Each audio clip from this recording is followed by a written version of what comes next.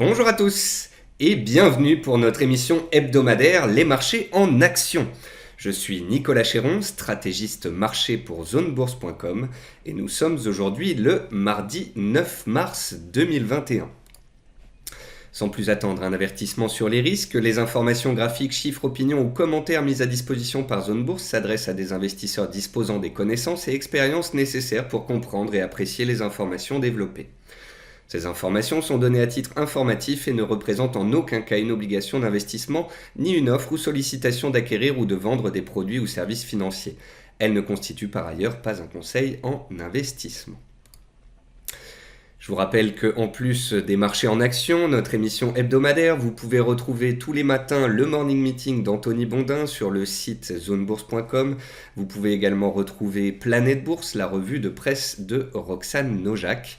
Et bientôt, nous lancerons de nouveaux concepts que vous pourrez découvrir sur notre site et notre chaîne YouTube. Au sommaire de cette émission, un focus marché pour voir les derniers grands décalages, leurs explications, les dernières actualités économiques et le programme de la semaine, ainsi qu'un top flop graphique pour pouvoir un peu plus comprendre ce qui se passe sur les marchés en termes de flux, en termes de rotation sectorielle, sur le dollar, sur les liquidités déversées sur les marchés. Alors, on commence par le focus marché. Nouveau record historique du Dow Jones hier suite à l'annonce du plan de relance de 1900 milliards de dollars. Alors c'est un peu la troisième fois qu'on nous annonce ce plan de relance, mais ça commence à se concrétiser. Les dollars devraient donc pleuvoir d'ici peu, raison pour laquelle les indices donc ont été aussi soutenus. Néanmoins, on pourra noter que le Nasdaq perd 7% en une semaine. La grande rotation sectorielle est à l'œuvre. C'est la thématique de nos 3 dernières émissions. C'est la thématique des médias en ce moment. On anticipe une croissance économique forte en 2021. On anticipe de l'inflation. Des hausses de taux en 2022-2023 pour ce qui est de la Fed. Du coup, il y a une rotation sectorielle qui s'opère. Les acteurs ont délaissé le Nasdaq qui avait, ne l'oublions pas, gagné 100% en moins d'un an. Ils ont délaissé un peu le Nasdaq pour aller sur des valeurs un peu plus cycliques, value. On va revenir là-dessus pendant cette émission. Nouveau record historique du DAX et nouveau record annuel pour le CAC 40 à 5900 points. Les indices européens opèrent un rattrapage sur les États-Unis et profitent de leur composition en cyclique, bancaire, valeurs industrielles. Toutes les valeurs value qui avaient été délaissées se reprennent ces dernières semaines. Parallèlement à ça, les campagnes de vaccination accélèrent. En Israël, apparemment, maintenant qu'une bonne partie de la population a été vaccinée, eh bien, ils peuvent de nouveau manger au restaurant. Donc, on espère que ce sera bientôt le cas en Europe. On commence à parler de réouverture en Europe. Alors, c'est un peu particulier parce que en France, hier, on a activé la 3e phase du plan blanc dans les hôpitaux, c'est-à-dire que 40% des opérations dans certains services ont été déprogrammées pour justement avoir plus de monde disponible pour les réanimations. Donc ce mois de mars et le mois d'avril sont un peu attendus comme des tests, mais on espère qu'au mois de mai, au mois de juin, après tous les efforts fournis, on pourra enfin sortir et consommer. Et qui dit consommation dit que les particuliers qui ont accumulé du cash, on parle de 150 à 200 milliards d'euros en Allemagne, en France, en Angleterre, qui dorment et qui n'attendent qu'une chose, c'est qu'on puisse laisser les gens sortir, voyager, consommer, aller au restaurant, etc. Et c'est aussi pour ça que les marchés sont aussi soutenus ces derniers temps, parce qu'après les banques centrales, on a là un plan de relance, après le plan de relance, c'est les particuliers qui auront du cash qui pourront dépenser, donc on n'est pas là de manquer de dollars et d'euros déversés d'un peu partout. Le 10 ans américain dépasse les 1,50, ce qui stresse un petit peu les marchés. Néanmoins, les banques centrales se sont dites prêtes à intervenir si les taux remontent trop vite. Et on aura d'ailleurs rendez-vous jeudi avec Christine Lagarde et la BCE. Sur les small caps, les opportunités se font un peu plus rares, elles sont un peu plus complexes. Les small caps sont en effet un petit peu délaissés à court terme au profit des grosses capitalisations. Sur une semaine, par exemple, quand on regarde le CAC 40, on voit bien que l'automobile a repris le dessus. Et puis hier, on voyait aussi un beau rebond s'opérer sur les foncières, Clépierre, Unibail, donc des sociétés qui profiteraient bien évidemment d'un retour à la normale. Le pétrole a fait une pointe à 68 dollars en ce début de semaine sur fond d'attentats en Arabie Saoudite. Les Yéménites ont attaqué donc des installations en Arabie Saoudite. Ça a boosté les cours du pétrole. Cours du pétrole qui avait déjà été soutenu jeudi dernier par les pays producteurs de pétrole. Qui ont maintenu donc des quotas de production et qui maintiennent une tension sur les prix, ce qui a fait exploser le pétrole à la hausse. Me concernant, je pensais l'inverse. Je pensais qu'on buterait sous les 63 dollars et qu'on entamerait une correction. Je peux vous dire que je l'ai senti passer, sachant que j'étais complètement à l'envers. L'or a trouvé un soutien sur son bas de canal à 1680 dollars. L'or est dans un canal baissier de moyen terme depuis plusieurs mois. On a touché la borne basse. L'argent a touché les 25 dollars, support clé également. Maintenant, pour que les métaux reprennent de la hauteur, il faut qu'on se calme un petit peu sur les taux et puis que le dollar retombe. Est-ce que le dollar américain nous a fait un rebond technique ces dernières semaines ou est-ce qu'il est dans une reprise? C'est pas évident à déceler, mais en tous les cas, sur les métaux, on semble avoir touché des points clés. Enfin, le Bitcoin redémarre au-dessus des 50 000 dollars. Il est à 54 000 dollars ce matin et s'approche de ses records.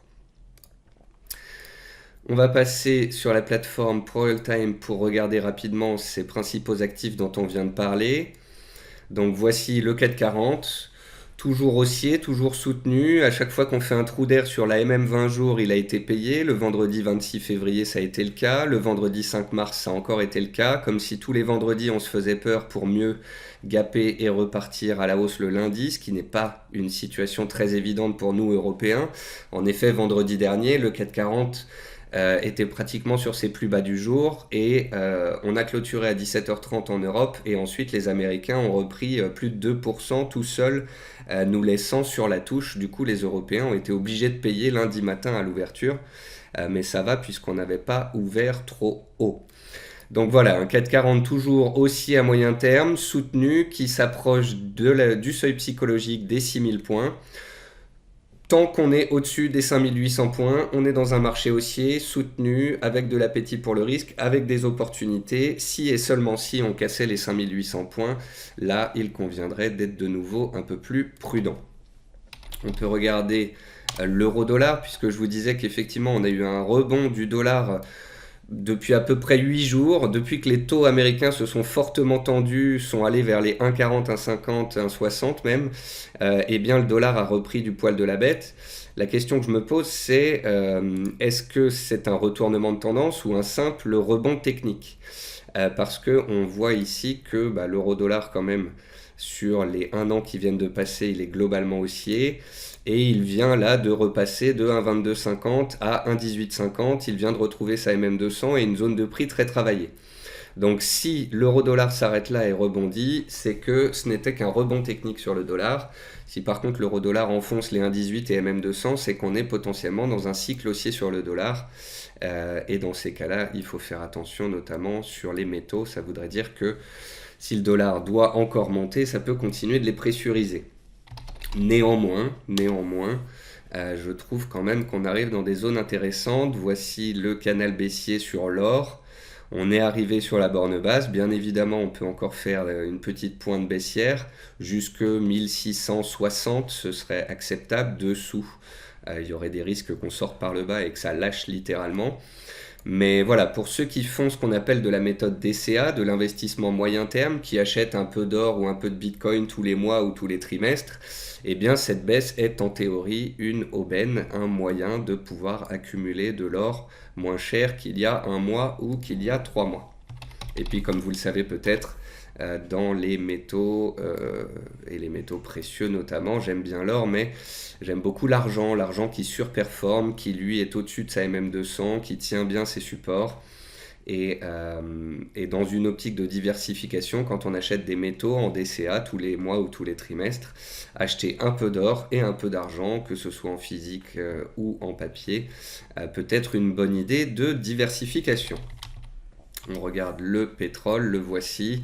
Donc le pétrole, je constatais qu'il était en train de faire une sorte de petit top ici sous les 64 dollars. J'avais commencé à le travailler à la vente dans cette zone-là, j'avais fait quelques gains à la vente, puis à l'achat, et puis le jeudi 4 mars, je suis resté à l'envers, vendeur, baissier, alors que l'OPEP est allé dans le sens inverse. Je ne m'attendais pas à cette réaction, du coup j'ai été complètement stoppé. Pourquoi est-ce que je vous parle de ça? Pour vous montrer qu'on peut faire des erreurs, erreurs d'appréciation. Et puis le graphique ici aurait quand même dû m'aider. On était dans une tendance haussière, on avait tenu la MM20, on avait fait le même type de creux qu'ici, là. Donc voilà, et j'avais fait des beaux gains en travaillant le pétrole pendant une semaine et j'ai rendu 2 tiers de mes gains en l'espace de 3 heures en me mettant en face d'un mouvement puissant. Gardez toujours en tête que il faut pas s'acharner, il faut pas modifier ses stops, il faut pas retourner short une fois, deux fois, trois fois. On tente un scénario, si le scénario fonctionne c'est bien, sinon on passe à autre chose et on ne rend pas l'ensemble des gains réalisés sur une semaine. Et puis le Bitcoin, le voici. Donc le Bitcoin était dans une petite phase de latéralisation que vous voyez ici avec cette petite flèche entre 45 et 53. Dès qu'il a ouvert dimanche, j'ai constaté qu'on repassait les 50 000 dollars et j'ai prévenu qu'une cassure des 52-53 000 pourrait relancer la machine. C'est ce qui est en cours. C'est pas encore extrêmement puissant, mais voilà, on voit que la dynamique est haussière à long terme, à moyen terme, à court terme. Et donc, pareil, comme sur l'or et l'argent, je préconise sur le Bitcoin une méthode DCA où on achète tous les mois un peu de Bitcoin et où on se constitue une diversification de son portefeuille. Attention, je ne parle que de 1 à 5% de Bitcoin dans une enveloppe totale et non pas de 30 ou 40% de crypto-monnaie. Mais je crois que c'est JP Morgan qui a sorti une étude à ce sujet. Avoir 1 ou 2 ou 3% de Bitcoin ces dernières années permettait de dynamiser un portefeuille diversifié. Je trouve ça intelligent aujourd'hui d'avoir un portefeuille action avec un PEA pour faire du moyen long terme, un compte titre pour faire du trading, un portefeuille crypto, avoir un peu de crypto et puis aussi quelques métaux. Ça permet d'avoir une assiette diversifiée et c'est pas mal du tout. On va repasser sur notre présentation et on va passer aux actualités économiques. Alors en termes d'actualités économiques, tout va bien. On a vu que la semaine dernière, les ISM manufacturiers étaient ressortis supérieurs aux attentes en début de semaine. Ensuite, ce sont les PMI market des services qui sont ressortis supérieurs aux attentes en Italie, en France, en Europe, aux USA. Donc la reprise économique tant attendue prend forme, ce qui justifie l'appétit pour le risque des investisseurs sur les marchés actions. Vendredi, on a eu les créations d'emplois aux États-Unis, les fameux NFP pour Non-Farm Payroll.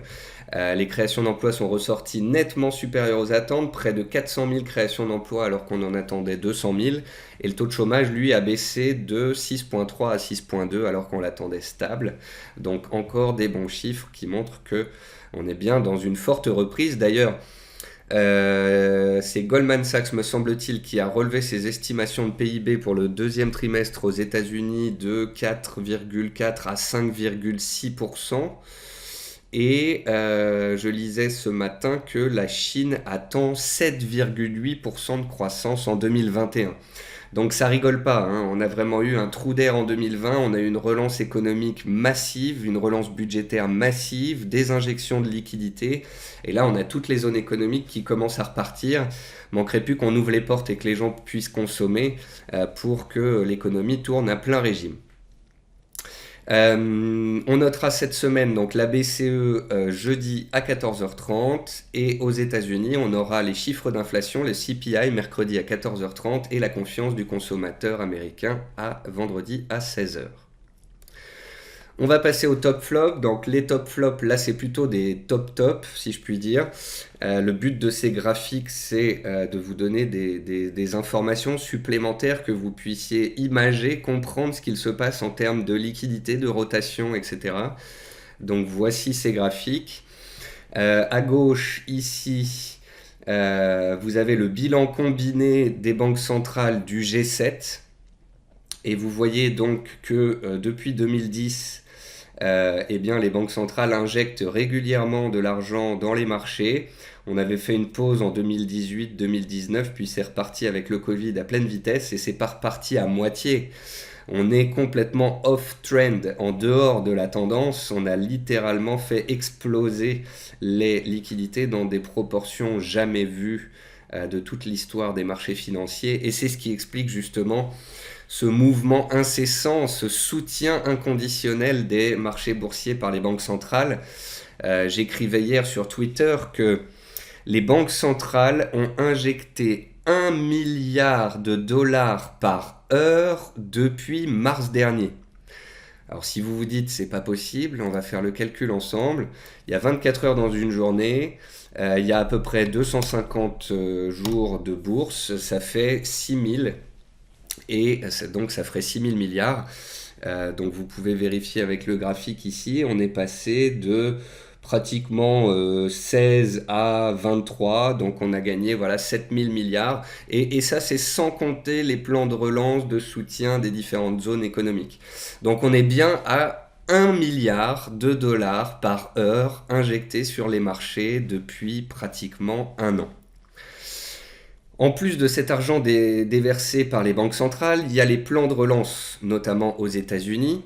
Et lorsque l'on pose la question à la population américaine de savoir ce qu'ils vont faire des chèques reçus, quand on demande aux 25-34 ans, on a 50% de l'argent qui va être reçu par les Américains qui pourrait être injecté dans les marchés, soit dans les actions, soit dans les cryptos. Donc on devrait avoir encore quelques centaines de milliards venant des particuliers américains qui vont rentrer dans les marchés actions et dans les cryptos dans les semaines à venir. Et en plus de cela, en introduction, si vous l'avez écouté, on parle de 100 à 200 milliards mis de côté par tous les particuliers dans tous les pays de la zone euro ou les principaux grands pays. Donc on a encore des centaines de milliards, eux qui ne seront pas forcément injectés dans les marchés, quoique une partie pourrait l'être, mais qui seront là aussi pour relancer la machine économique. Donc on relance les marchés, on soutient les marchés, on soutient l'économie en direct et en plus on a une proportion de cash de côté pour relancer l'économie encore plus fort. Du coup, on a des anticipations d'inflation qui sont extrêmement fortes, qui ont littéralement explosé à la hausse et qui sont sur leur plus haut de 10 ans aux États-Unis. Et c'est notamment dû à l'explosion des matières premières, que ce soit les matières premières agricoles ou le pétrole. Du coup, les opérateurs anticipent une forte reprise de l'inflation et anticipent donc que les banques centrales vont mettre fin à l'argent gratuit et vont remonter les taux graduellement, sauf que les marchés boursiers, les opérateurs en tous les cas, se trompent très souvent sur les taux d'intérêt. Ici, vous voyez en noir les taux d'intérêt de la Fed depuis 25 ans et les petits traits en gris, c'est les anticipations de hausse de taux. Et ce que vous pouvez remarquer, c'est que le marché est pratiquement toujours en anticipation forte de hausse de taux, parfois même dans des marchés de baisse de taux. Donc pareil, ici les taux sont en train de baisser, les taux ici sont stables après 2008 et pendant des années on anticipe de l'inflation, on anticipe des hausses de taux et pourtant rien ne se passe. Donc je pense qu'à court terme on a eu une forte montée des matières premières, une forte montée des anticipations d'inflation, donc une forte anticipation de fin de cycle de taux bas, mais je pense que les marchés ont été un peu vite en besogne et que les taux ne sont pas prêts de changer, que les banques centrales ne sont pas prêtes de retirer l'argent gratuit, et donc on devrait avoir une certaine normalisation au niveau des anticipations d'inflation et des taux, et donc ça devrait un petit peu moins, je pense, pressuriser le marché dans les semaines à venir. Tous au trading, ici vous avez à gauche donc un graphique qui montre toutes les recherches sur internet en termes de day trading, d'options, de swing trading, de stratégie.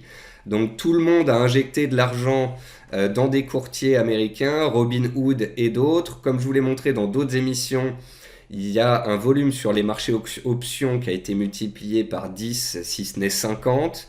Donc ça y est, voilà, tout le monde est trader, tout le monde achète, tout le monde joue la hausse. Par contre, ceux qui ont continué de jouer la hausse sur les mêmes valeurs technologiques depuis 2 semaines, eux, ils ont dû le sentir passer. Ici, à droite, c'est un graphique du dollar américain.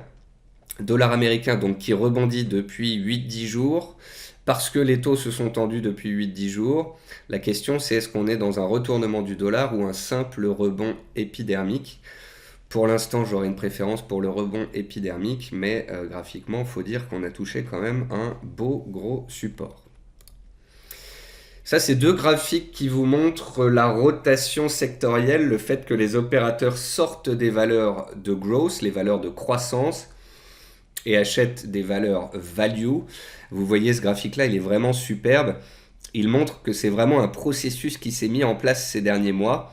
Depuis 6 mois, au fur et à mesure, les valeurs de croissance ont été délaissées, puis les valeurs value ont été achetées, puis les valeurs de croissance ont commencé à chuter, et on a donc un beau reversal comme ça qui s'est mis en place entre les valeurs growth et les valeurs value. La relance économique, elle est là, elle se voit quand on regarde le Global Copper Users PMI en Europe, en USA, en Asie, ça monte pratiquement de partout. En Asie, ça retombe un petit peu, donc on suivra ça dans les semaines à venir, mais globalement, vous voyez que ça tire fort. En fait, la Chine, elle a bien tenu en 2020, après la crise du Covid, elle s'est très rapidement remise, et là, donc, ça se stabilise. En Europe et aux États-Unis, ça ne fait là que 3-4 mois que ça commence à retourner un petit peu plus. Et vous voyez que même en Europe, c'est la reprise, même en Italie, même en France, en Allemagne, on a des PMI qui remontent fortement et qui montrent donc qu'on n'est plus dans la contraction, mais dans la reprise. Le pétrole, donc de retour sur des niveaux clés, les plus hauts de 2020 et les plus hauts de 2019. Il a frôlé les 70 dollars. Je ne suis ni haussier ni baissier, je sais que je ne sais pas, je m'étais trompé à 64 dollars, donc je ne vais pas retenter ma chance. Simplement, je me dis qu'on a déjà fait un bon bout de chemin, que les acheteurs, bravo à eux, peuvent remonter leur stop de protection, mais je ne sais pas si on a encore beaucoup de choses à attendre là-dessus. Et puis à droite ici vous avez un graphique qui vous montre qu'il y a de plus en plus d'argent qui est injecté dans des ETF, dans des produits sur le Bitcoin, alors que parallèlement à ça, eh bien, on a des flux sortants sur l'or. Est-ce que l'or baisse parce que les taux réels sont en train de se prendre, ou est-ce que l'or baisse parce que les opérateurs vendent une partie de leur or pour acheter du Bitcoin? Difficile à dire, mais en tous les cas, on voit bien que voilà, l'or numérique, le Bitcoin, est en train de prendre une partie du côté refuge, du côté diversification que pouvait proposer l'or jusqu'ici. On arrive à la fin de cette première partie d'émission. J'espère que cela vous a plu, que c'était synthétique et compréhensible. Et hop, je vous affiche la liste des valeurs que l'on va voir dans cette deuxième partie d'émission. Et je vous mets un petit fond musical de Beethoven pendant la pause café. À tout de suite.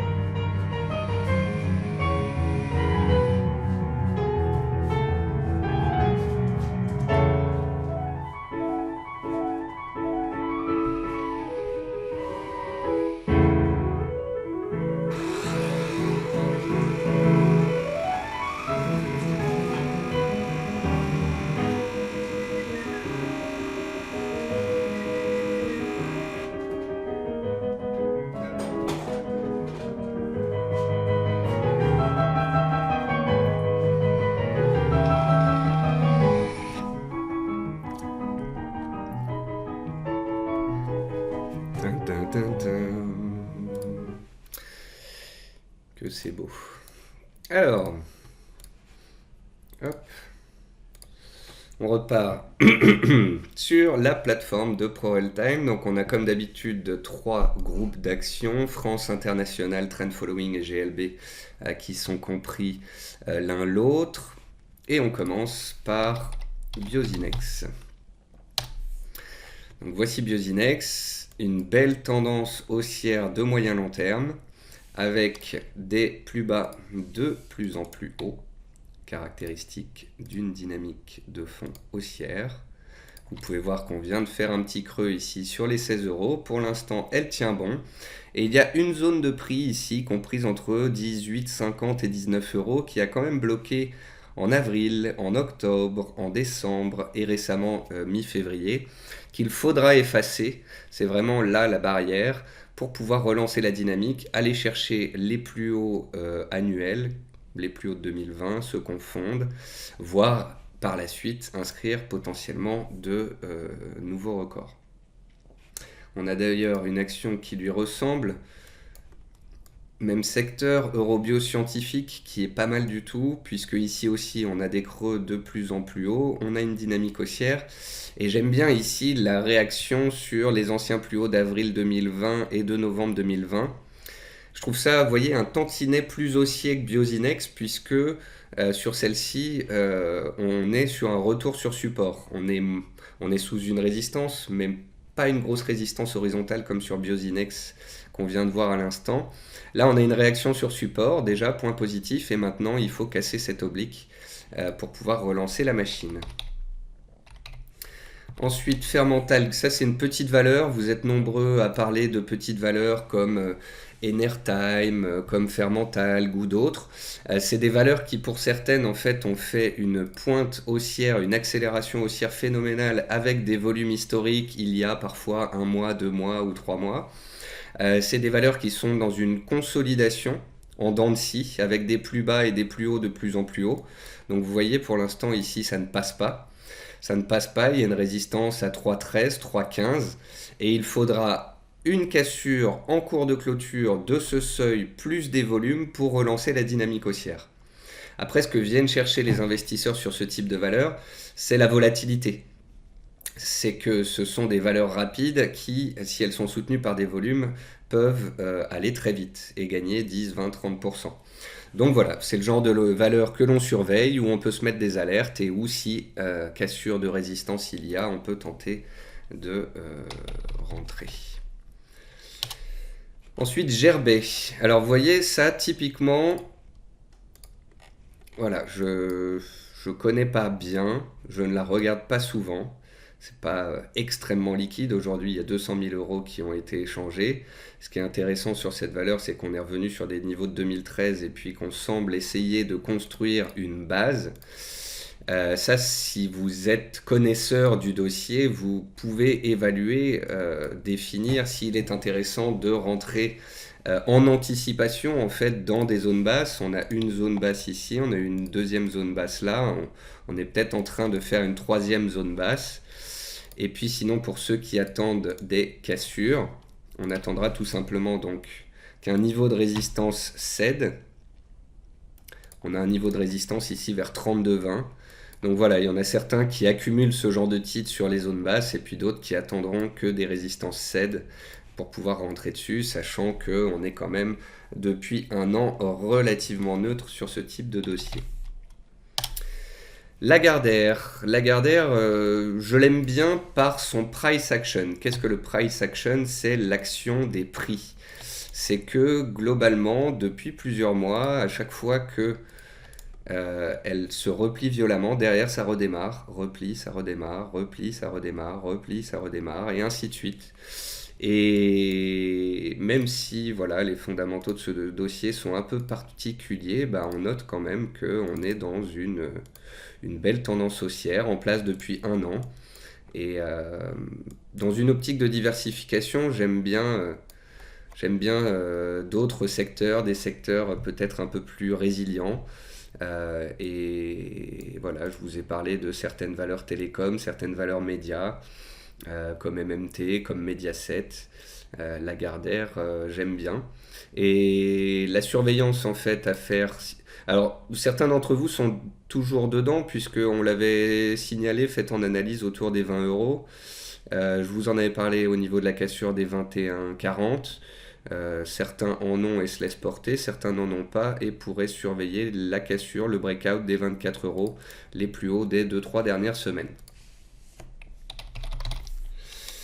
Median Technologies, toujours très recherché. Donc Mediantech, on l'avait suivi quand elle avait cassé des résistances. Je vais nettoyer un petit peu mon graphique. Hop, hop, hop. Donc, Mediantech, on l'avait suivi quand elle était dans une sorte de triangle. Ici, elle est sortie de ce triangle avec des volumes. Elle a testé les plus hauts de 2020, les a passés le lendemain, toujours avec des volumes. Donc on a eu un gros signal haussier qui a été donné ici. Ce que je disais sur Mediantech, c'est que je comprends que certains prennent des bénéfices sur la proximité de la borne haute du canal haussier dans lequel nous sommes à moyen terme, et puis qu'ils gardent un solde de leur position.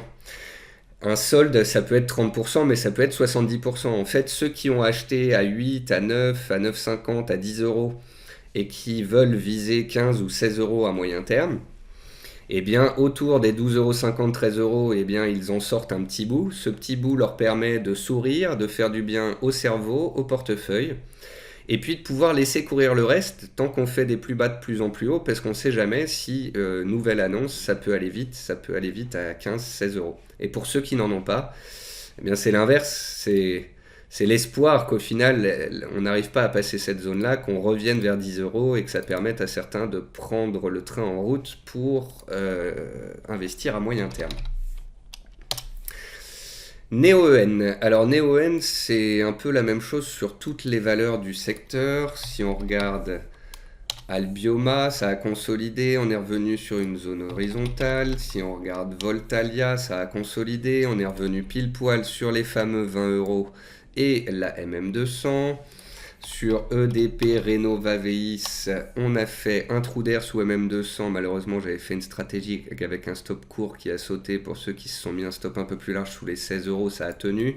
EDP, Renovaveis qui a fait une augmentation de capital à 17 euros et qui, après un petit trou d'air sous MM200, semble vouloir la reprendre. NeoEn, c'est un peu la même chose. Donc voilà, elles sont toutes dans la même situation.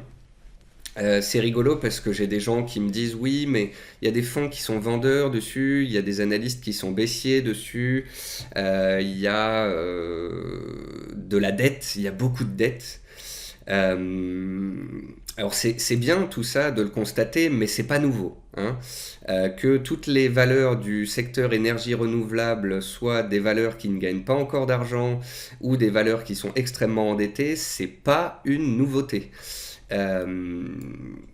Simplement, pour moi, c'est juste qu'on a été un peu haut, un peu vite en besogne.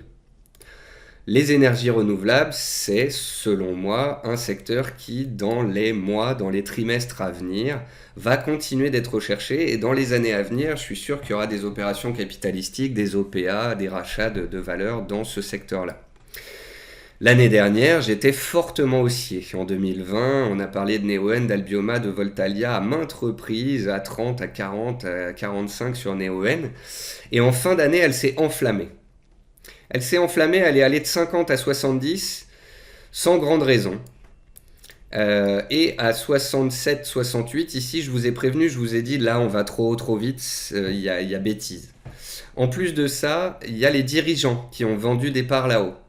Ensuite, il y a eu des prises de bénéfices des dirigeants, plus des fonds qui sont passés vendeurs, plus des gens qui sont sortis, plus des gens qui l'ont shorté. Parce que tout le monde disait à ce moment-là, il y a des rotations qui s'opèrent et on n'a pas envie de payer les énergies renouvelables avec les PER actuels super chers.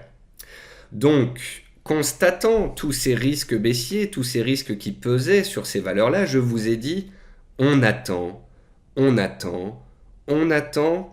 On attend encore, on laisse passer sous 50 et tac, à 47, je vous ai dit, ah, là, NeoEn, si vous voulez prendre une première pincée, pourquoi pas. Et la deuxième à 44. Et hop, les 44, on les a fait hier. Donc oui, je sais que NeoEn est baissière à court terme, merci de vos analyses graphiques, mais je ne joue pas le journalier sur NeoEn, je joue l'hebdomadaire. Comprenez bien qu'il y a des fois on fait des trades, on fait du trading. Sur NeoEn, je ne suis pas en mode trading, je suis en mode investissement de moyen terme pour des gens qui veulent détenir une valeur dans les énergies renouvelables pour 6 mois, 1 an, 2 ans et pourquoi pas viser un jour un retour sur les plus hauts historiques à 70 euros. C'est pour ça que je suis pas à 2% près, c'est pour ça que j'attends pas un signal haussier fort en journalier, mais que je donne des zones de prix d'accumulation, parce que je pars aussi du principe que j'en parle pour des gens qui, la journée travaillent, ne sont pas devant leur graphique, n'ont pas une réactivité parfaite. Donc je n'ai pas fait comme d'habitude sur NeoEN. Pendant des semaines, je vous ai dit d'attendre. Sous 50, je vous ai dit d'attendre. 47 et 44 ont été mes deux propositions pour constituer une position. Bien évidemment, je peux me tromper. Bien évidemment, le CAC peut baisser. NeoEN peut aller à 40 euros. Ce n'est pas inconcevable. Mais dans ces cas-là, c'est un peu une stratégie en deux temps. C'est-à-dire, on tente une zone de prix et on tente de voir si cette zone de prix tient. Si la zone de prix ne tient pas, on peut couper et on s'y reprendra un cran en dessous. Ou bien on a pris une position pas trop grosse, comme ça si ça va au cran en dessous, on en rachètera aussi. Mais en gros, ce qu'on veut, c'est constituer une position dans cette zone d'achat pour viser ensuite une reprise à moyen long terme. Le souci avec NeoEN, c'est que demain, elle publie ses résultats annuels. On a déjà eu les résultats trimestriels le mois dernier, on a déjà eu pas mal d'informations sur leur business, on a eu pas mal d'infos sur les derniers contrats signés. Donc je ne sais pas si ça va changer grand-chose, mais NeoEN à ce moment-là peut relever ou abaisser ses prévisions, ce qui peut avoir un impact fort sur les cours. Si vous avez acheté NeoEN à 47 et à 44 et que vous avez un prix de revient de 45,50, vous gagnez à l'heure actuelle 3,5%. À vous de voir si vous voulez encaisser la position pour y revenir après les résultats. Ou si vous allez alléger un bout la position pour la renforcer seulement une fois les résultats sortir. Ou si vous n'allez pas toucher à votre position. C'est un choix qui vous importe, mais moi je devais vous le dire, vous le signaler. Je l'ai fait ce matin sur Twitter, je le fais dans mon émission et je vous dis, ce choix vous importe. On est dans une constitution de ligne moyen terme. À vous de voir si vous tenez tout ou partie. Bien évidemment, vous me connaissez, jouer des résultats ne me plaît guère. Après, c'est vrai que quand on tient des positions dans une optique de moyen-long terme, on ne sort pas à chaque fois qu'il y a une publication trimestrielle. On garde ses positions à moyen-long terme. Donc, alléger la position est une solution pour prendre un petit gain, pour toujours avoir une position qui pourra être renforcée post-publication, puisqu'on est dans une optique de moyen-long terme, on n'est pas non plus pressé, on n'est pas non plus à 2 ou 3%. Quantum Genomics. Alors j'aime beaucoup ce qu'elle a fait hier sur cette zone de prix là. Quantum est dans un range. Je rappelle que Quantum est une biotech, que à moyen long terme il y a toujours une oblique ici qui bloque les cours, que surtout à moyen terme c'est ce niveau de résistance horizontale à 5,60 qui bloque les cours. Information subsidiaire, Voleon, le fonds qui est short sur Navia, est aussi short sur Quantum Genomics. Eux, ils ont décidé de choisir toutes nos petites pépites et de se mettre à l'envers. Voilà, gros volume hier sur Quantum, 600 000 titres, c'est 2 à 3 fois ce qu'il y a habituellement. C'est le plus gros volume des 15 derniers jours. Ça montre que le niveau tient et qu'il y a des acheteurs sur ce support. Ça ne veut pas dire qu'il faut se précipiter à l'achat, ça veut dire que potentiellement, en cas de repli de nouveau vers 4,50, certains rentreront dedans. Après, on peut aussi identifier un range ici sur les derniers jours. Et si on venait à attaquer les 4,85, 4,90, c'est peut-être qu'on serait en sortie de ce range et qu'on pourrait de nouveau aller chercher les 5,50. En tous les cas, elle était totalement neutre et délaissée, posée sur support, et on a un intérêt qui s'est manifesté. STM. Alors certains me disent, oui, STM, c'est un couteau qui tombe, etc. Alors, il faut quand même qu'on se mette d'accord sur la différence entre un couteau qui tombe et une valeur qui consolide. Ça, c'est un couteau qui tombe sur Atos. Résultat, forte chute, ça se casse la figure, c'est violent. Ça, c'est un couteau qui tombe sur GTT. Voilà, ça baisse, ça va vite, ça fait mal, etc. STM, c'est un peu comme NeoEN en fait. Elle est haussière à moyen long terme. Certes, elle a baissé rapidement de 20% ces dernières séances, mais elle est toujours dans une dynamique haussière de moyen long terme et elle vient de faire un pullback sur MM200. MM200 qui se confond ici avec son support du 14 décembre et une belle zone horizontale. Donc c'est la raison pour laquelle, pour ceux qui attendaient d'acheter du STM à bon prix sur support, c'est la zone. Après, vous pouvez avoir des stops sous MM200, sous les 28 euros. Si ça casse, on sort et on y reviendra plus tard. C'est que ça veut pas prendre. Parfois, vous savez, on va acheter un support, ça prend, c'est bien, ça prend pas, on coupe, on attend le suivant. Je pense à Carbios par exemple. Il y a beaucoup de gens qui attendaient Carbios à 39,50, 40 euros. Elle l'a fait. Si elle tient cette zone et qu'elle redémarre, super. Si elle la casse, on peut couper, prendre une petite perte et attendre la zone suivante, les 35 euros et la MM200. C'est un peu le même phénomène sur McPhee ou d'autres. McPhee, vous avez payé les 29 euros, ça rebondit, puis ça casse, puis ça tient pas, vous sortez, vous attendez le niveau suivant. Toutes ces valeurs, Carbios, McPhee, Gossin, qui avaient fait des parcours magnifiques, sont en train progressivement de revenir sur des supports. Gossin, elle a touché les 8 euros vendredi dernier. Et il y en a qui vont se présenter sur ces zones de prix, qui vont acheter, ça tient, c'est bien, ça tient pas, on allège, on coupe et on attendra la zone suivante. Vous savez, en bourse, il est rare qu'on achète pile poil à un niveau avec un stop, un objectif, qu'on touche plus à rien. Il y a ce qu'on appelle un travail de position. On va travailler une zone, travailler sa position, on va payer, ça prend, on renforce, ça prend pas, on allège, ça confirme, on double la position, ça confirme pas, on attend. On va travailler comme ça sa position avec le temps. Ensuite, Technip Energy. Alors Technip Energy, je trouvais intéressant un commentaire.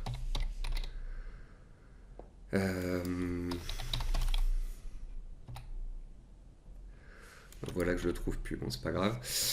Technip Energy, ce que je trouve intéressant, c'est que c'est la branche un peu plus sexy de Technip qu'on a divisé et qu'on a mis de côté.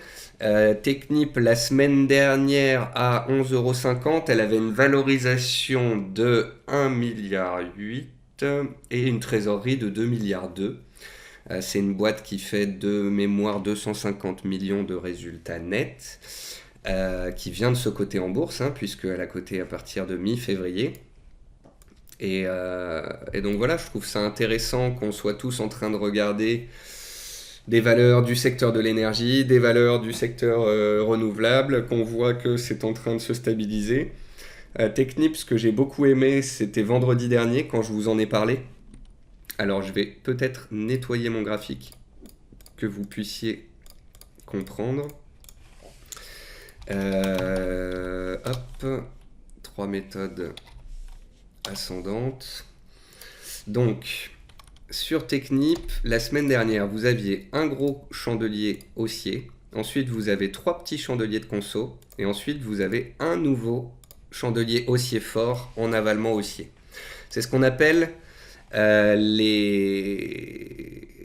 3 méthodes ascendantes. Et donc, vous voyez, c'est une structure en 5 chandeliers, une verte, 3 petites, qui consolident à l'intérieur de la première verte. Et hop, on casse le plus haut de toute cette configuration. Et donc, ce que je vous disais vendredi, c'est que je trouvais ça très beau. Alors, pourquoi je trouve ça en plus très beau, en plus de cette 3 méthodes ascendantes, c'est que, regardez, ici, il y avait un mini gap qui avait été laissé ouvert entre 10,80 et 10,90. Or, avec la petite ouverture en trou d'air qu'on a eu vendredi à 10,80, on a pile poil clôturé le gap. Donc on a eu un chandelier qui a ouvert, qui a clôturé un gap, ce qui est une bonne chose pour structurer les prix. On est parti à la hausse et on a clôturé et on a même dépassé le chandelier précédent en séance, montrant qu'il y avait vraiment une force acheteuse. Et on a confirmé hier lundi. On ouvrait à 11,60, on casse les 11,80, c'est les plus hauts du 5 mars, c'est un breakout, c'est un signal, et donc on peut acheter à ce moment-là. Donc il y a certains qui ont acheté vendredi quand j'en ai parlé dans la hausse, vers 11,40, 11,50, d'autres qui ont acheté à 11,70, 80. Tous ceux qui ont acheté dans cette zone de prix, vous êtes en gain de 5, 6, 7%. Et en théorie, je dis bien en théorie, puisqu'on avait une grosse zone de soutien ici entre 11,60 et 11,80, vos stops sont en dessous. Et l'espoir sur cette configuration, c'est qu'on soit dans la naissance d'une dynamique haussière, en direction à terme des plus hauts qui correspondent à l'introduction, qui correspondent ici aux 14,30 €, et qu'on ait par la suite une GLB, un Green Line Breakout, c'est-à-dire la cassure du plus haut historique qui se confond avec l'introduction boursière. Donc en fait, en constatant cette 3 méthodes ascendantes, je me suis dit que si vous achetiez maintenant, ça vous donnerait un point d'entrée qui vous permettrait d'aller voir si elle se permet une GLB un jour. Et si elle se permet une GLB un jour et qu'elle accélère au-dessus de 15 euros et que vous en avez à 11,50 €, 11,80 € en fond de portefeuille, bah vous êtes bien content parce que vous oubliez la ligne et puis vous la laissez faire sa vie. Et puis pour finir, Xilam.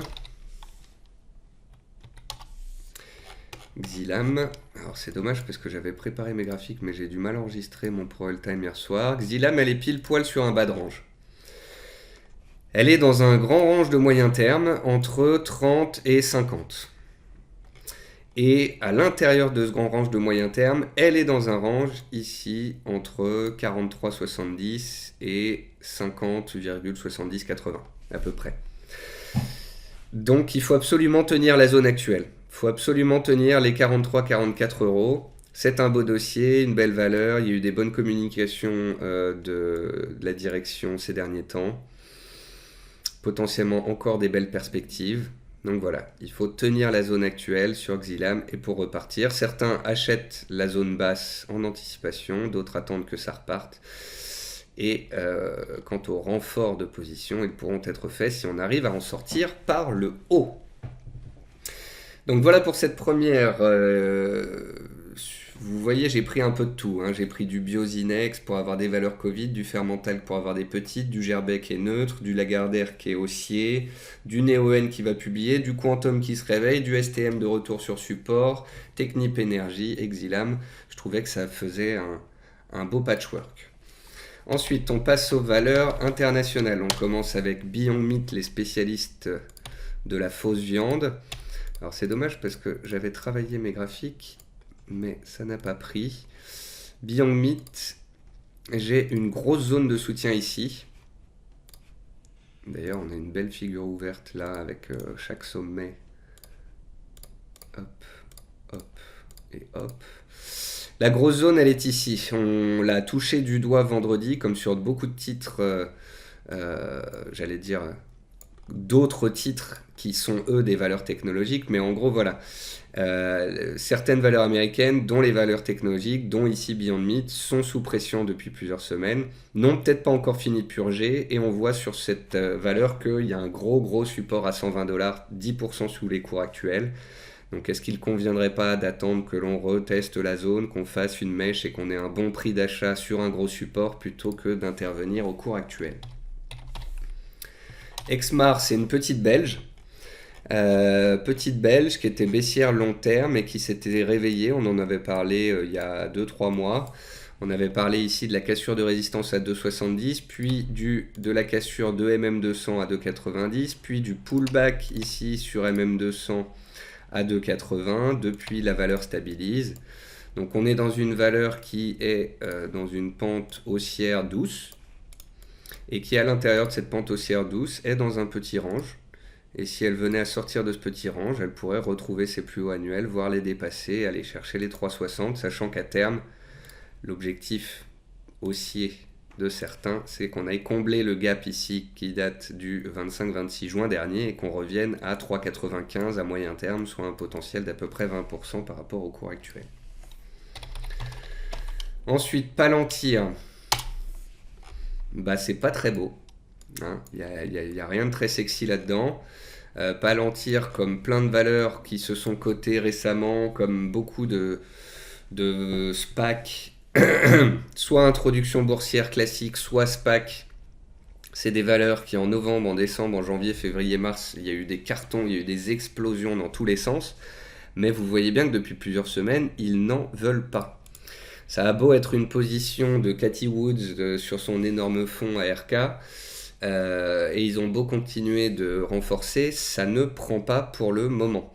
Donc on a fait une petite mèche à 20 $ vendredi dernier, on peut encore retourner chercher cette zone de prix. Pour l'instant, il n'y a pas de retournement, il y a juste des pieds sur le frein qui sont mis à certains moments, mais il n'y a pas de retournement encore effectif. Donc Se dire je vais acheter cette valeur parce qu'elle vient de passer de 40 à 20, oui, oui, mais bon, elle vient aussi de 8 dollars, donc elle est toujours en hausse sur 4 mois, elle est toujours en hausse de 164%. Donc parfois, il faut sortir le nez du guidon, arrêter de regarder juste le mouvement court terme et se dire waouh, elle est vachement basse sur mon graphique, mais se dire bon, le marché n'en veut plus pour le moment, je laisse la correction se faire et quand on aura des signaux haussiers, des chandeliers de retournement, des volumes intéressants à l'achat, on pourra peut-être y retourner. Prosus, on adore cette valeur. Alors c'est parce que cette valeur elle est belle. Si vous ne savez pas ce qu'elle fait, je vous invite à regarder sur Zone Bourse, toujours le même réflexe. Vous cherchez la publication de résultats d'une société, vous cherchez les fondamentaux d'une société, vous cherchez une news sur une société, un graphique sur une société. Vous allez sur Zone Bourse, c'est gratuit, il suffit d'être membre. Donc Prosus, c'est un lecteur qui m'a alerté dessus il y a 2 jours, merci à lui, pour me dire on arrive de nouveau vers ta zone d'achat. Effectivement, alors il y a un gap ici entre 89 et 91, c'est ça qui ne met pas très à l'aise. Là, elle s'arrête avant le gap. Donc pour ceux qui en ont, ce serait bien qu'on n'aille pas plus bas et que ça continue. Pour ceux qui n'en ont pas, un trou d'air vers 89-90 serait une belle opportunité. Il y a MM200 qui arrive ici en soutien. Il y a le bas de canal, il y a un niveau horizontal. Donc voilà. Vous savez en tous les cas si vous faites du moyen terme sur Prosus, il vous faut un stop sous ce canal, sous MM200 à 87 si vous voulez être bien. Et l'objectif, c'est comme d'habitude de viser le haut de canal, soit les 110-115.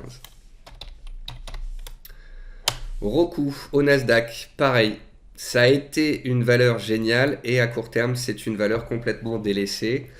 Les marchés brûlent ce qu'ils ont adoré. On a eu une tendance haussière, une accélération, une explosion et là on est dans la purge. Est-ce que la purge va s'arrêter sur ce support-là ou est-ce que la purge va continuer vers MM200 ? Franchement, pour l'instant, vu la tronche du Nasdaq, vu le TE potentiel qu'il y a dessus, je me dis qu'il y a encore de la place pour purger. Par contre, sait-on jamais, si un titre comme Roku revenait violemment sur 240-250 dollars, l'AMM200, un niveau horizontal travaillé par le passé, ce serait génial. Donc plutôt que tous les jours d'acheter des valeurs technologie dans la baisse et d'espérer qu'on fasse enfin la mèche basse, laissons-les purger, laissons-les casser des supports et rejoindre des gros supports, des moyennes mobiles d'importance, des zones horizontales, et alors on pourra s'y intéresser. Skills, même chose. Skills dont je vous avais parlé, qui m'avait intéressé quand elle avait fait un creux ici, puis elle avait fait un beau rebond. Malheureusement, comme toutes les valeurs du Nasdaq, elle est retombée. Je m'étais dit, qu'est-ce que pourrait être un point d'entrée intéressant sur Skills ? Les 24, parce que les 24 correspondent à la GLB. Vous voyez ici, le plus haut en début, on bloque une fois, puis on passe, puis on pull back. Donc on sait que 24 $ est un superbe niveau. Sauf qu'on y est déjà. Et que si le Nasdaq ne rebondit pas fortement maintenant, mais va un cran plus bas, elle peut aller un cran plus bas. Donc qu'est-ce que je surveille dans ces cas-là ? Je surveille les plus bas à 18 $. Et je me dis que s'il y avait un trou d'air entre 18 et 20 $ sur un dossier comme Skill et qu'on revenait sur les plus bas, l'introduction, le plus bas historique, là ce serait peut-être une opportunité de rentrer une ligne à moyen terme avec un stop large. Mais pour le moment, j'ai un coup de frein sur support, mais j'ai pas encore de réaction forte, j'ai pas encore de retournement et j'ai un risque baissier supplémentaire si le Nasdaq baisse. Donc je ne peux pas encore y aller.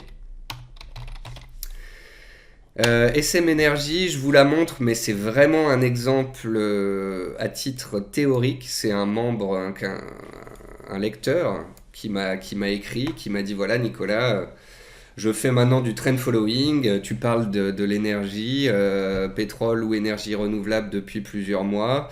J'ai cherché des valeurs aux États-Unis, je voulais des valeurs qui étaient dans la naissance d'une tendance haussière, dans un retournement majeur. Et regardez ce qu'il a trouvé, quoi. Valeur qui se retourne, qui casse MM200. Il y avait un blocus ici à 7 $, elle a bloqué une fois, puis elle est passée. Donc naissance d'une dynamique haussière, cassure de plus haut, cassure de plus haut. Voilà, un chemin magnifique, c'est ça qu'on recherche quand on va trader des valeurs US, des valeurs en tendance, des valeurs qui ont cassé MM200, qui se retournent, qui sortent de range, et on va accompagner au fur et à mesure de la hausse. Maintenant, si je puis me permettre, c'est bien trop tard. Et vu la mèche haute de vendredi et l'avalement d'hier, je me dis que voilà, faut aussi savoir remonter les stops, prendre des bénéfices et essayer en fait de trouver la prochaine. Teladoc Health aux États-Unis, pareil, ça a été un superbe véhicule, un bulldozer. Et depuis 2-3 semaines, bah, c'est complètement délaissé. En plus, ici, on casse violemment MM200. On a un niveau horizontal sur lequel on peut arriver ici à 170 $. On en a un juste en dessous ensuite à 150 $. C'est une valeur qui avait vraiment très très très bien performé par le passé, dont le marché ne veut plus à court terme. Si on prend, voilà, on a cassé les 50% de retracement, il reste les 61,8. Voilà, j'aurais tendance à dire que comme sur les valeurs technologiques Nasdaq, les valeurs pharma, les valeurs biotech, tout ça, ça a été délaissé. Le gros niveau sur Teladoc, c'est 150 $. Donc ici aussi, c'est de la chute libre, c'est moche. On attend que le couteau se plante bien comme il faut. Pour l'instant, ce ne sont pas ces secteurs-là qui sont recherchés par les investisseurs. Donc laissons-les purger. Tilray, c'est les spécialistes du cannabis. Hop, hop, hop, hop. C'est une valeur qui s'était réveillée parce qu'il y avait eu les rachats de short sur toutes les valeurs cannabis quand on était au mois de février, quand c'était un peu l'euphorie de partout. Donc, qu'est-ce qu'on peut trouver comme zone de soutien hypothétique là-dessus? Il y a les 15 $ et puis il y a les 20 $. Et puis bien évidemment en dessous il y a les 12 $, mais il ne faudrait pas qu'on revienne sur ces niveaux de prix. On a fait une mèche à 18 $ l'autre jour, ça a tenu. Si on veut constituer une position de moyen long terme, c'est la zone 15-20 $ qu'il faut surveiller. Il faut absolument tenir cette zone de prix et réagir et tenter de relancer par la suite. Et puis US Silica Holding, ça c'est le deuxième exemple du lecteur qui m'avait proposé des valeurs, mais je l'avais... C'est bizarre puisque... Ah non, c'est celle-ci. Ah.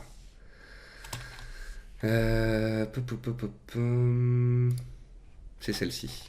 US Silica Holding. Même graphique que SM Energy qu'on a regardé juste avant, encore un peu plus bullish. Pareil, une valeur américaine qui était en tendance baissière, qui a cassé MM200, qui est partie avec du volume, qui faisait des plus bas et des plus hauts de plus en plus haut en dents de scie, c'est super propre. Et ça, voilà, c'est ce genre de choses-là qu'on va aller chercher aux États-Unis en ce moment, plutôt que ce genre de choses-là qui est dans une dynamique baissière.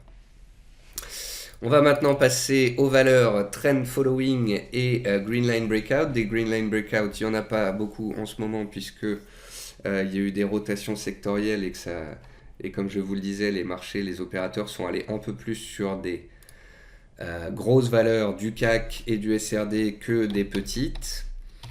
Alors, CrossJet.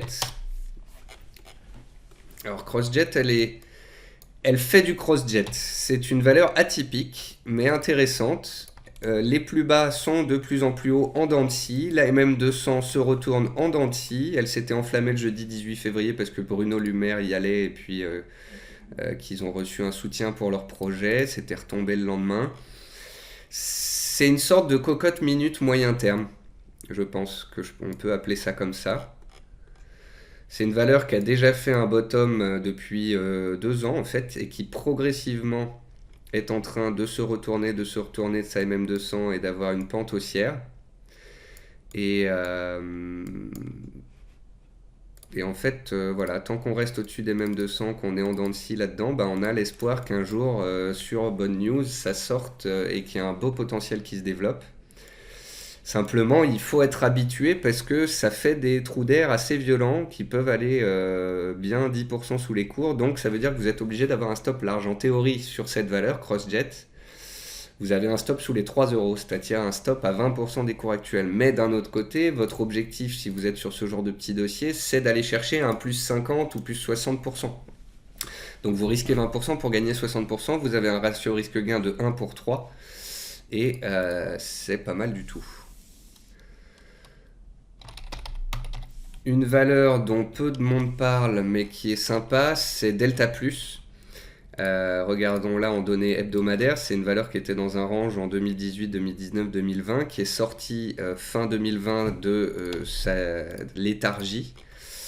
Et sur ce titre-là, on revient ici sur une zone clé, les 70 euros, seuil psychologique, plus MM100. Donc voilà, on est sur une sorte de beau rouleau compresseur haussier. Peut-être qu'on était allé un peu trop vite, on avait besoin de consolider et tenter d'acheter du Delta Plus autour de 70 euros avec un stop sous ce niveau. Peut-être une idée pour ceux qui cherchent à faire du trend following sur des dossiers dont on parle moins mais qui montent pas mal. DraftKings, c'est une valeur haussière qui s'est cotée en bourse il y a un an, qui est dans une belle tendance en dents de scie. Et ce que je trouvais intéressant sur celle-ci, c'est les mèches basses. On voit bien que sur tous les creux, elle est recherchée. Donc sait-on jamais si elle refait un creux sur 55-56 dollars et que certains veulent l'accrocher. Là aussi, dynamique solide, relativement lente. Canal haussier, vous voyez qu'on est sorti en fait par le haut, puis donc on est revenu violemment. Mais ça s'achète autour de 55-56 si on souhaite prendre part à ce dossier, avec un stop sous les mèches précédentes, sous les 53 dollars, afin de viser un retour sur les plus hauts.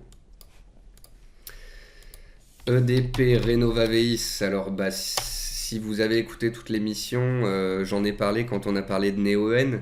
En fait, c'est la même config sur toutes les valeurs énergie renouvelable. Voltalia, elle est revenue pile poil sur MM200. NeoN, elle est revenue un cran sous MM200, elle essaye de la reprendre. EDP Renovaveis, pareil, elle a fait un cran sous MM200, elle essaye de la reprendre. Donc voilà, on est peut-être, j'ai bien dit peut-être, sur un creux sur toutes les valeurs du secteur énergie renouvelable. Guillemot. Dynamique haussière, valeur trend following, on aimerait bien un trou d'air à 11 euros. 10,50, 11 euros serait une zone parfaite pour en acheter. La dernière fois qu'elle s'est stabilisée, elle a tenté de repartir, elle a refait un plus bas. Il n'est pas dit qu'elle continue pas de végéter un certain temps comme ça. 11 euros me semble une d'attraction à surveiller très clairement. Idée logistique, pareil. Oh purée, chiant ça. Alors je sais pas si c'est parce que j'en ai parlé hier au programme de cette émission, mais voilà, ça c'est super beau. Valeur superbement haussière, au-dessus des mêmes 200, qui fait des nouveaux plus hauts historiques récemment, qui est venu faire un pullback sur ses plus hauts historiques, et c'est pour ça que je voulais vous en parler. Voilà, c'est un pullback parfait sur un niveau horizontal, la MM200 est en soutien. C'est ce genre de valeur qu'on aime bien. Idée logistique, ça ressemble un peu à Delta Plus, ça ressemble encore à une autre valeur. Bon, le nom me vient pas, j'en regarde trop. SES Imagotag. Ouais, voilà. Plus ou moins la même chose. Énorme niveau horizontal. Sur SES Imagotag, on pourrait faire même une mèche encore à 36, ce serait pas mal. Voilà. Ça, c'est SES Imagotag, j'en ai parlé, je crois, dans l'émission de la semaine dernière. Un petit trou d'air sur 36-37, là, ce serait le moyen pour ceux qui veulent de rentrer en zone de soutien sur un dossier qui est superbe, haussier et avec des bons fondamentaux, qui est super bien noté chez Zone Bourse. Ensuite, Pharmagest. Qu'est-ce que j'ai dit sur Pharmagest à 115, à 110, puis à 105, puis à 101, que j'attendais MM200. On a frôlé MM200 à 30 centimes. Voilà. Donc pour ceux qui sont patients, c'est comme ceux sur NeoN, c'est l'exercice de la patience. On a consolidé. Il y a eu des gros volumes sur les 3 derniers jours. Ça accumule ici sur MM200. L'étape suivante, c'est de casser l'oblique baissière qui passe par tous les plus hauts et normalement de construire une base.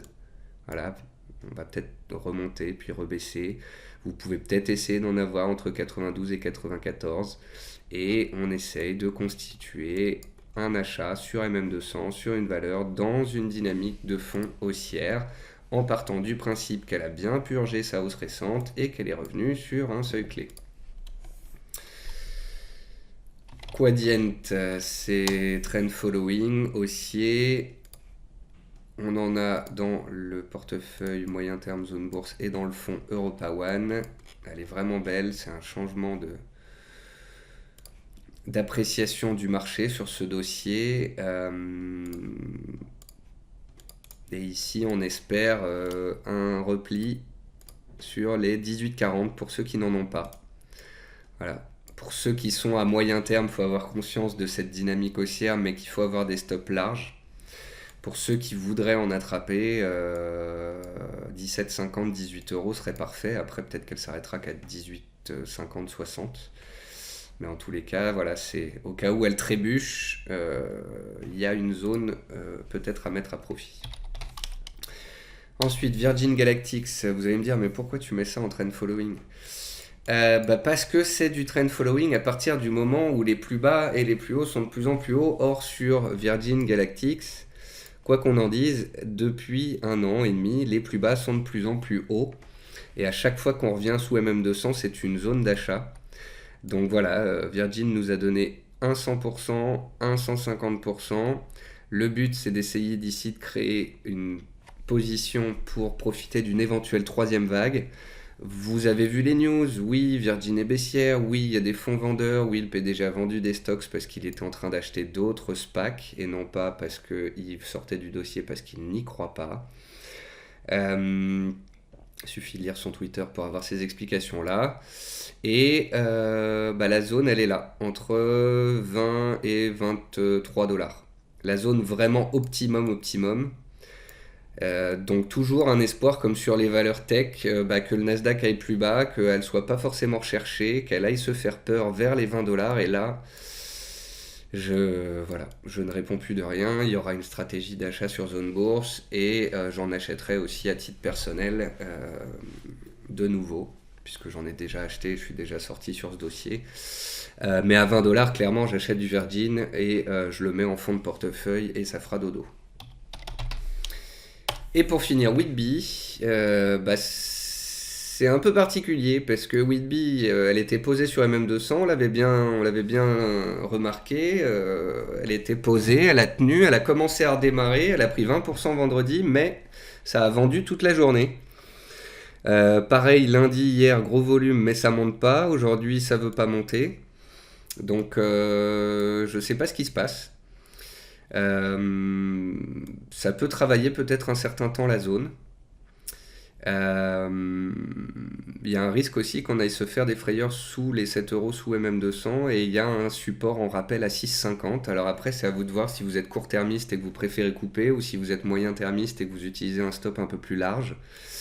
Mais c'est vrai que c'est rare de voir ce phénomène de mèche haute aussi puissant et ça veut dire que certes il y avait des acheteurs mais il y avait des vendeurs en face pour sortir.